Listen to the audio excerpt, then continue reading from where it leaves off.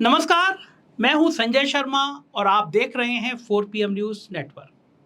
ये तो हम सब जानते हैं कि मोदी जी ने पिछले 10 साल में एक भी प्रेस कॉन्फ्रेंस नहीं की, इतनी हिम्मत जुटाई नहीं। इंटरव्यू बहुत किए, लगातार दिए, लेकिन किनको दिए?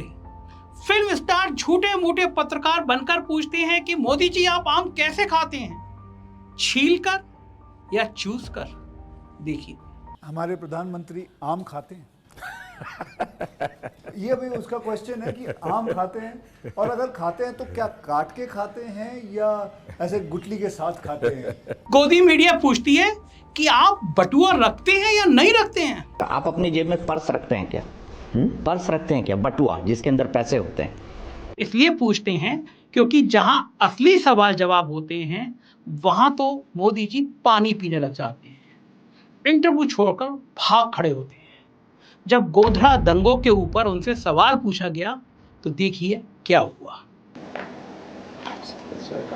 मोदी साहब, मोदी साहब, और जब उनके लिए तैयार भाषण टेलीप्रॉम्प्टर से अगर गायब हो जाए तब देखिए दुनिया के महान वक्ता कहे जाने वाले मोदी जी का हाल क्या होता है। हम भारतीयों का टैलेंट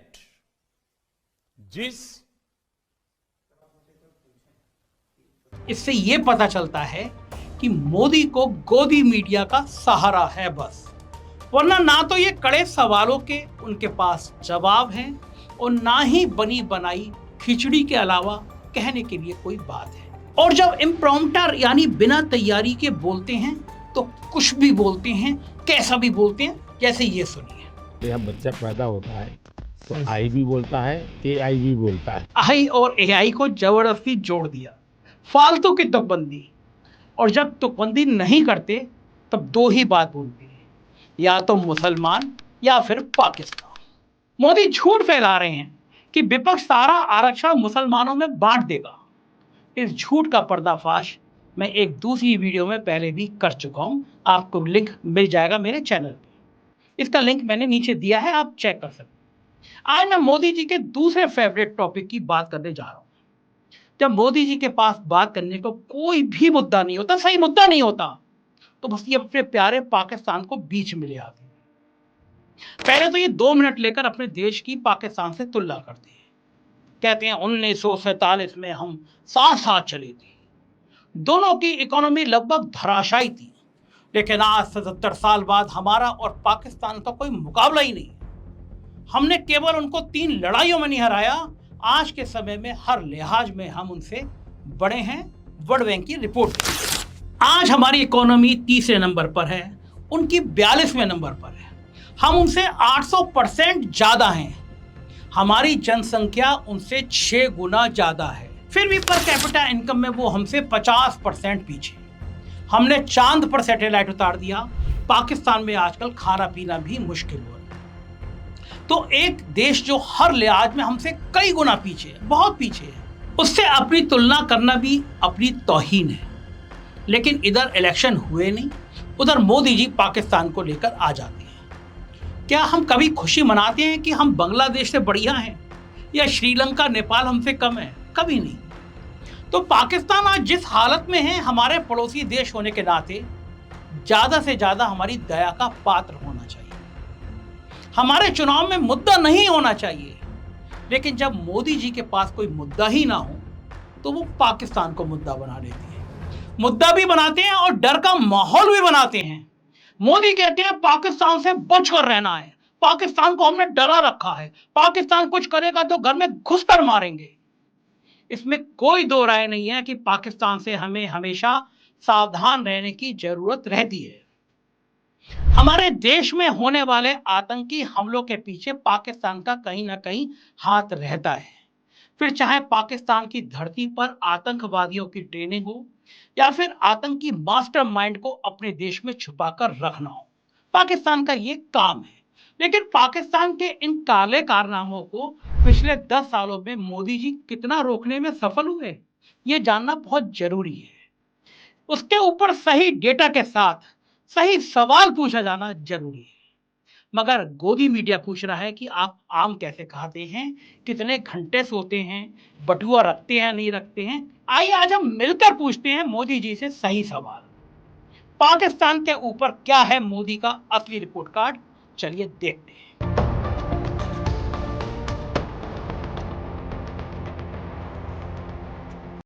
जब भी मोदी भक्तों से कोई सटीक सवाल पूछ लिया जाए और उन्हें उसका उत्तर ना देना आता हो तो वो क्या कहते हैं, पाकिस्तान चले जाओ। जब कोई देश की किसी समस्या को उठा दे, धार्मिक डर के माहौल की बात कर दे, तो फिर उसको क्या कहा जाता है, पाकिस्तान चले जाओ। हम कहना चाहते हैं जिन्हें पाकिस्तान प्यारा है वे पाकिस्तान में जाएं। अरे योगी जी, सबसे पहले पाकिस्तान किसे प्यारा लगा था ये तो बता दीजिए। 2014 में मोदी जी प्रधानमंत्री बने। प्रधानमंत्री बनने से पहले उन्होंने रैलियों में घूम घूम के कहा था, हमारे बहादुर हेमराज का सर काट के जो देश ले गया, भाइयों और बहनों क्या उस देश के अंदर घुस के अपने बहादुर हेमराज का सर वापस लाना चाहिए या नहीं लाना चाहिए। पब्लिक चिल्लाती थी लाना चाहिए लाना चाहिए। पूरे देश में मोदी जी ने माहौल बनाया कि वो प्रधानमंत्री बने और सीधे लाहौर में घुस के हेमराज का सर और सर काटने वालों को पकड़ के ले आएंगे। ऐसी बड़ी बड़ी बातें की थी उन्होंने कि हेमराज को सिर काटने वालों को बिल्कुल मिट्टी में मिला देंगे। 2014 में इन बातों के बाद मोदी जी प्रधानमंत्री बने। प्रधानमंत्री बनते ही लोगों को लगा कि अब हेमराज का सर काटने वालों को सबक सिखाया जाएगा। मगर शपथ ग्रहण में किसे खास तौर पर बुलाया गया, पाकिस्तान के प्रधानमंत्री नवाज शरीफ को, जिसके इशारे पर हेमराज का सर काटा गया था। याद है आपको ये हैंडशेक? उस समय के अखबारों ने कहा था कि शपथ ग्रहण से बड़ा मोदी शरीफ मिलन ना हो जाए। सब ने कहा था। पड़ोसी देश के प्रधानमंत्री से मिलना जुलना गलत बात नहीं है। पहले के प्रधानमंत्री भी मिले थे, चाहे मनमोहन सिंह हो या अटल बिहारी हो, लेकिन किसी ने दोगली बात नहीं की थी। परंतु मोदी सरकार का अलग ही सीन है। एक तरफ मिलना जुलना भी चलेगा और फिर अपने आप को पाकिस्तान का सबसे बड़ा दुश्मन भी बताएंगे। और सिर्फ नवाज शरीफ से नहीं मिले थे मोदी जी, उनकी मां के लिए, अम्मी जान के लिए शॉल भी भेजा था। मोदी जी ने नवाज शरीफ के लिए शॉल भी भेजा था, पाकिस्तान के प्रधानमंत्री की मां के लिए शॉल भी भेजा था। अब कोई अंध भक्तों से पूछे, अगर पाकिस्तान से कोई रिश्ता नहीं रखना चाहिए तो फिर ये प्यार और ये मोहब्बत क्यों?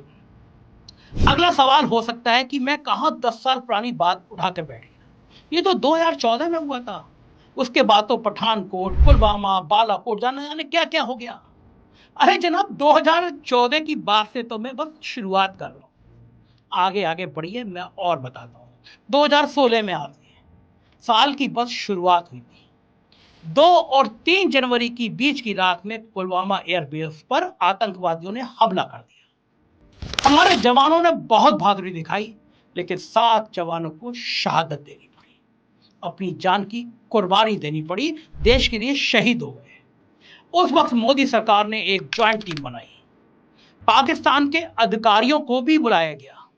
सरकार का तर्क था कि पाकिस्तान कहीं मुकर ना जाए, इसलिए उन्हें दिखाना जरूरी है कि आतंकवादी उनके यहां से आए थे। केवल फोटो शेयर नहीं किए गए, उनको पठानकोट एयरबेस में ही घुमा दिया गया। भारत की सबसे बड़ी चूक, पठानकोट एयरबेस में पाकिस्तान के अफसर घुस गए, घुमाए गए, सरकार की तरफ से घुमाए गए।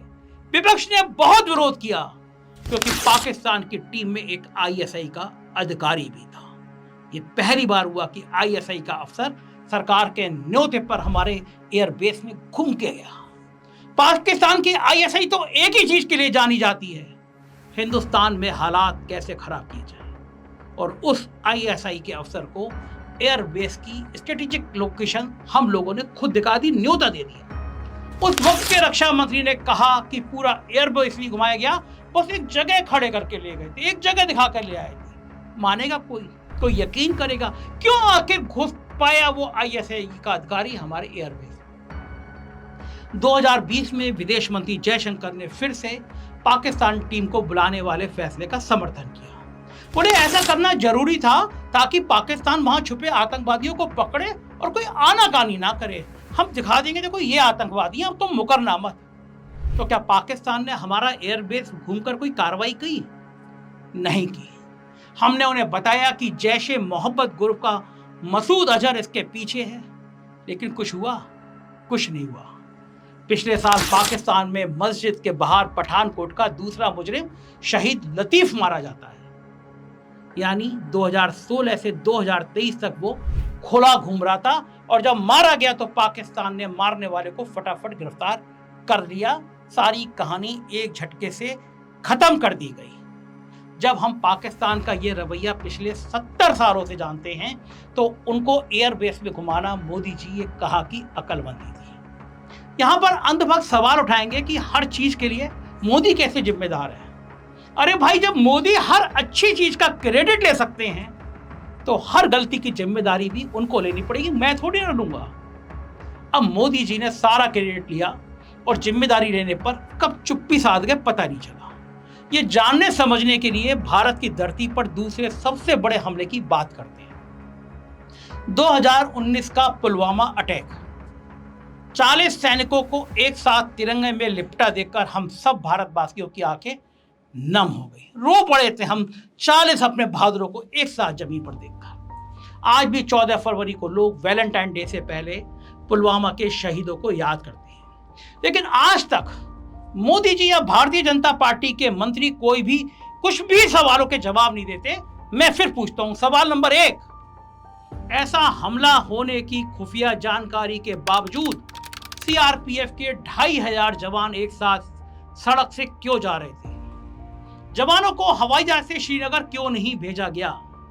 सवाल नंबर 2, 300 किलो आरडीएक्स के साथ एक गाड़ी श्रीनगर में कैसे बड़े आराम से खुलेआम घूम रही थी?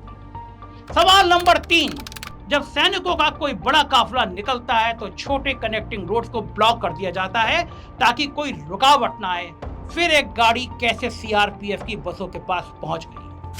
उस वक्त के गवर्नर सतपाल मलिक ने माना था कि हमारी तरफ से लापरवाही हुई। मैंने कई बार सतपाल मलिक से बात करी। मेरे संग इंटरव्यू में सतपाल मलिक ने कहा, वो गवर्नर थे, बोले जब मैं पहुंचा मोदी जी ने कहा तुम खामोश रहो, तुम शांत रहो। मैंने कहा कि यहाँ पे हवाई यात्रा से क्यों नहीं लिया गया? मोदी जी ने कहा तुम खामोश रहो। सतपाल मलिक ने पूरे सवाल उठा दिए और कहा कि गवर्नर के रूप में मेरे लिए बड़ी शर्मिंदगी भरी बात थी कि इस तरह जवान मर गए, और उन्होंने पूरी मोदी सरकार का कच्चा चिट्ठा खोल कर रख दिया। सतपाल मलिक जी, अमित शाह जी ने कहा कि आप तब बोले जब आप कुर्सी से हट गए। आपके ऊपर आरोप लगाया कि आप पब्लिसिटी लेने के लिए बोल रहे हैं, आप तब क्यों नहीं बोले? अमित जी को थोड़ा याद अपनी खुरचनी चाहिए। मैं तो उसी दिन बोला जिस दिन पुलवामा हुआ, सेम डे। बल्कि पीएम का जब मुझे फ़ोन आया उसके पहले तो मैं 2 चैनल को बता चुका था कि ये हमारी गलती से हुआ है। तभी मुझे कहा गया कि अब आप चुप रहिए। मैं लेकिन गवर्नर रहते हुए बोला, किसानों के मामले पे भी मैं गवर्नर रहते हुए बोला, हटने के बाद नहीं बोला। मलिक जी, आप गवर्नर थे, पुलवामा की घटना हुई, आप कितनी देर में वहाँ पहुँचे थे? क्योंकि आप मुझे याद, जहाँ तक मुझे याद आ रहा है, आप वहाँ गए थे घटनास्थल पर। अगले दिन गया था। अगले दिन गए थे, शाम को मुझे पता चला था, और उसके अगले दिन वहाँ पहुँचे। उनका फ़ोन आया था, उन्होंने पूछा क्या हुआ, मैंने बताया ऐसे ऐसे हुआ और इसमें हमारी गलती हुई, उसकी वजह से हुआ, तो उनका इस पे आप चुप रहिए। गलती आपने कहा कि गलती ये थी कि सीआरपीएफ को जहाज नहीं दिए। आसानी थी, अगर वो मेरे से मांग लेते, मैं लूप में नहीं था, अगर सीआरपी मेरे से मांगती होम मिनिस्ट्री के बजाय तो मैं दे देता। वो कह रहे हैं वो खत नहीं है कहीं पे भी, आप अपने मन से बोल रहे हैं ये खत। भास्कर की रिपोर्टिंग है, 4 महीने तक वो लेटर पड़ा रहा वहाँ। मगर क्या आज तक मोदी जी ने इस लापरवाही के लिए किसी मंत्री या अधिकारी को सजा दी? नहीं दी। क्या प्रधानमंत्री होने के नाते ऐसे हमले के लिए अपनी गलती मानी, देश से क्षमा मांगी, अपनी कोई जिम्मेदारी ली? कभी नहीं। इस हमले के बाद हमारे देश ने बदला लिया, उसकी भी बात करेंगे, जरूर करेंगे। लेकिन हमारे लिए ज्यादा जरूरी क्या है? शहीदों का बदला या फिर जवान शहीद ही ना हो ऐसे हालात बनाना?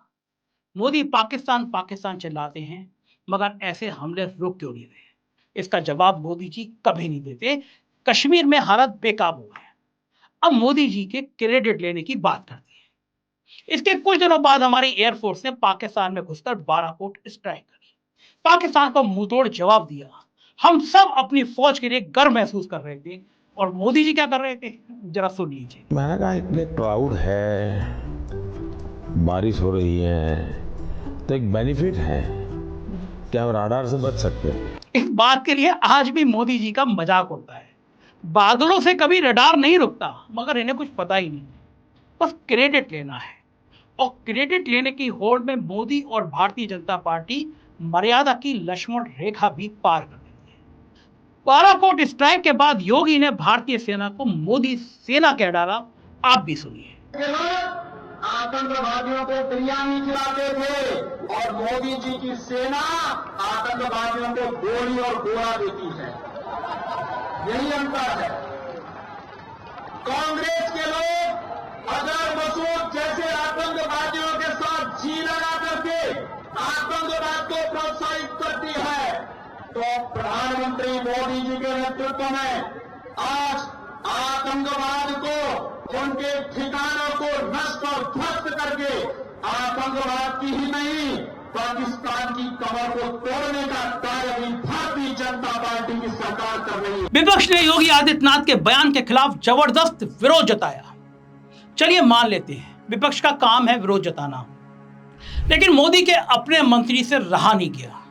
मंत्री का नाम है रिटायर्ड जनरल वीके सिंह, जिन्हें अब पैदल कर दिया गया, टिकट काट दिया गया। मंत्री तो वो अभी अभी बने थे इस सरकार में, लेकिन फौज के लिए खून पसीना उन्होंने पूरी जिंदगी दिया। भारतीय सेना के जनरल रहे, इसलिए योगी के ऐसे शर्मनाक बयान पर गुस्सा हो गए। वीके सिंह ने कहा, जो भारत की सेना को मोदी की सेना कहता है वो देश का गद्दार है। लेकिन क्या मोदी ने कभी सफाई दी? क्या योगी के बयान की निंदा की? क्या मोदी ने कहा कि योगी को ऐसा नहीं कहना चाहिए था? बिल्कुल नहीं कहा और कहेंगे भी नहीं, क्योंकि हर चीज का क्रेडिट खुद ही लेने की उनको आदत जो है। और अगर सच में मोदी को इतना ही कॉन्फिडेंस है, अगर उनको लगता है वो क्रेडिट के हकदार हैं, अगर उनको लगता है कि जो किया है सब कुछ बढ़िया किया है उन्होंने, तो कश्मीर में भारतीय जनता पार्टी चुनाव क्यों नहीं लड़ रही? क्यों भाग रही है कश्मीर से? एक तरफ 400 पार की बातें किया करते थे, अब तो नहीं करते, अब तो मामला 200 तक अटक गया है मामला। लेकिन एक तरफ पहले 400 पार की बातें करते थे और दूसरी तरफ कश्मीर की 3 लोकसभा सीट पर एक उम्मीदवार भी उतारने की हिम्मत नहीं करते थे। मोदी जी कहते हैं 370 हटाने के बाद कश्मीर बदल गया, वहां बहुत खुशहाली आ गई, पाकिस्तान से बचा हुआ कश्मीर भी हम ले लेंगे। अगर इतना भरोसा है कि कश्मीर के लिए सब कुछ अच्छा किया है, तो कश्मीर से भाजपा के इलेक्शन लड़ने का भरोसा क्यों नहीं आ रहा मोदी को? जैसे अमित शाह कहते हैं, आप क्रोनोलॉजी समझिए, पहले इलेक्शन शुरू होंगे, फिर मंच से पाकिस्तान पाकिस्तान पाकिस्तान चिल्लाया जाएगा और अंत में सारा क्रेडिट खुद ले लिया जाएगा। आप इस क्रोनोलॉजी में मत फंसिए। मोदी और भारतीय जनता पार्टी से सही सवाल पूछिए और सही जवाब की डिमांड करिए। यह आपका अधिकार है और यह अधिकार आपको लेना चाहिए, वरना नेता क्या हैं? मंच से कहेंगे पाकिस्तान पाकिस्तान और बाद में पाकिस्तान के प्रधानमंत्री की मां के लिए, अम्मी जान के लिए यहां से शॉल भेजते रहेंगे। कैसी लगी आपको मेरी बात? मुझे आपके जवाब का इंतजार रहेगा। चैनल को ज्वाइन कीजिएगा, सब्सक्राइब करिएगा। शुक्रिया, थैंक यू।